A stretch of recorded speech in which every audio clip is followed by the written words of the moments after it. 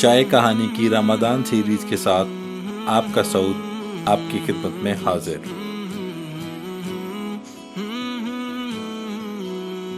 سیرت خاتم الانبیاء حضرت محمد مصطفیٰ صلی اللہ علیہ وآلہ وسلم، چیپٹر 14 گمشدہ بیٹا۔ لیکن احتیاط کے باوجود حضرت علی رضی اللہ تعالیٰ عنہ کے والد کو ان کے قبول اسلام کا علم ہو گیا، تو انہوں نے حضرت علی رضی اللہ تعالیٰ عنہ سے اس کے متعلق استفسار کیا۔ اپنے والد کا سوال سن کر حضرت علی رضی اللہ تعالیٰ عنہ نے فرمایا، ابا جان، میں اللہ اور اس کے رسول پر ایمان لا چکا ہوں، اور جو کچھ اللہ کے رسول لے کر آئے ہیں اس کی تصدیق کر چکا ہوں، لہٰذا ان کے دین میں داخل ہو گیا ہوں اور ان کی پیروی اختیار کر چکا ہوں۔ یہ سن کر ابو طالب نے کہا، جہاں تک ان کی بات ہے، یعنی محمد صلی اللہ علیہ وآلہ وسلم کی، تو وہ تمہیں بھلائی کے سوا کسی دوسرے راستے پر نہیں لگائیں گے، لہٰذا ان کا ساتھ نہ چھوڑنا۔ ابو طالب اکثر یہ کہا کرتے تھے، میں جانتا ہوں میرا بھتیجا جو کہتا ہے حق ہے، اگر مجھے یہ ڈر نہ ہوتا کہ قریشی عورتیں مجھے شرم دلائیں گی تو میں ضرور ان کی پیروی قبول کر لیتا۔ عفیف قندی رضی اللہ تعالیٰ عنہ ایک تاجر تھے۔ ان کا بیان ہے، اسلام قبول کرنے سے بہت پہلے میں ایک مرتبہ حج کے لیے آیا۔ تجارت کا کچھ مال خریدنے کے لیے میں عباس ابن عبد المطلب کے پاس گیا۔ وہ میرے دوست تھے اور یمن سے اکثر عطر خرید کر لاتے تھے، پھر حج کے موسم میں مکہ میں فروخت کرتے تھے۔ میں ان کے ساتھ منا میں بیٹھا تھا کہ ایک نوجوان آیا۔ اس نے غروب ہوتے ہوئے سورج کی طرف غور سے دیکھا۔ جب اس نے دیکھ لیا کہ سورج غروب ہو چکا ہے تو اس نے بہت اہتمام سے وضو کیا، پھر نماز پڑھنے لگا، یعنی کعبہ کی طرف منہ کر کے۔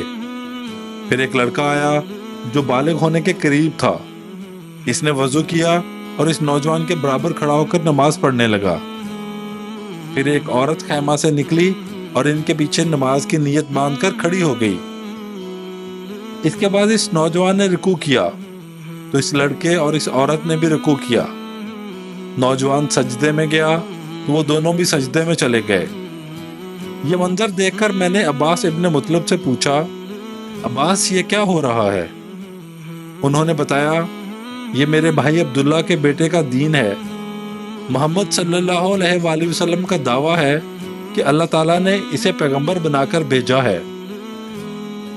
یہ لڑکا میرا بھتیجا ہے، علی ابن طالب، اور یہ عورت محمد صلی اللہ علیہ وآلہ وسلم کی بیوی خدیجہ ہے۔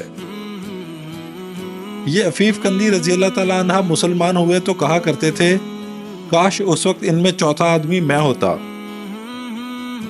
اس واقعے کے وقت غالباً حضرت زید بن حارثہ اور حضرت ابو بکر صدیق رضی اللہ تعالیٰ عنہ وہاں موجود نہیں تھے، اگرچہ اس وقت تک دونوں مسلمان ہو چکے تھے۔ حضرت زید بن حارثہ رضی اللہ تعالیٰ عنہ غلاموں میں سب سے پہلے ایمان لائے تھے۔ یہ حضور اکرم صلی اللہ علیہ وآلہ وسلم کے آزاد کردہ غلام تھے۔ پہلے یہ حضرت ختیجہ رضی اللہ تعالیٰ عنہ کے غلام تھے۔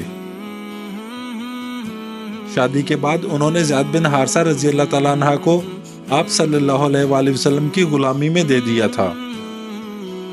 یہ غلام کس طرح بنے، یہ بھی سن لیں۔ جاہلیت کے زمانے میں ان کی والدہ انہیں لیے اپنے ماں باپ کے ہاں جا رہی تھی کہ قافلے کو لوٹ لیا گیا۔ ڈاکو ان کے بیٹے زید بن حارثہ رضی اللہ تعالیٰ عنہ کو بھی لے گئے، پھر انہیں عکاظ کے میلے میں بیچنے کے لیے لایا گیا۔ ادھر سیدہ ختیجہ رضی اللہ تعالیٰ عنہ نے حکیم بن حزام رضی اللہ تعالیٰ عنہ کو میلے میں بھیجا۔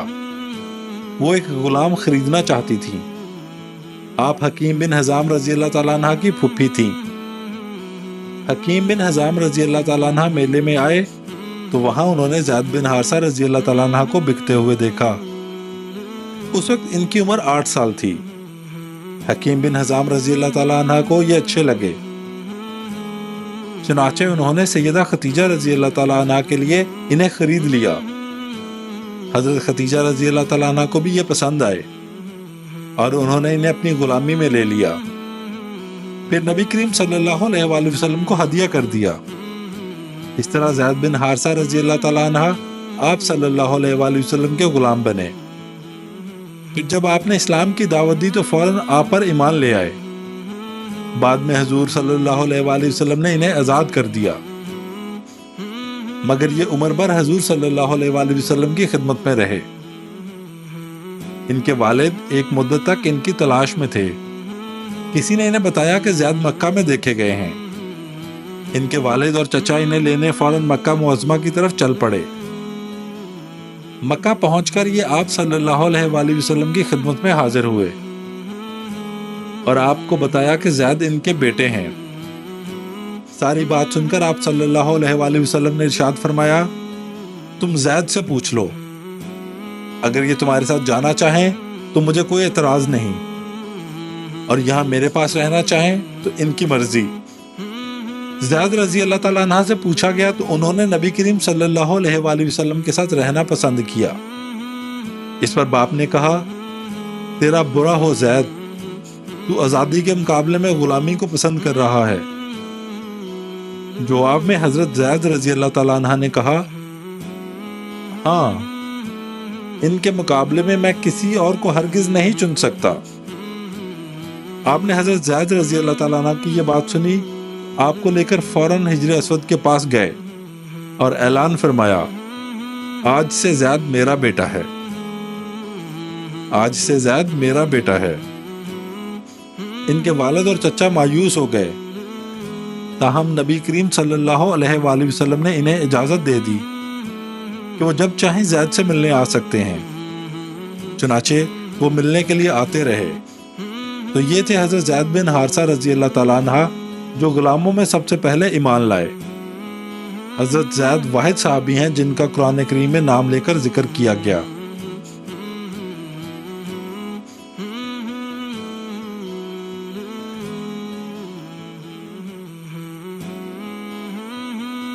ایک چھوٹی سی کاوش آپ کے اپنے سعود کی طرف سے۔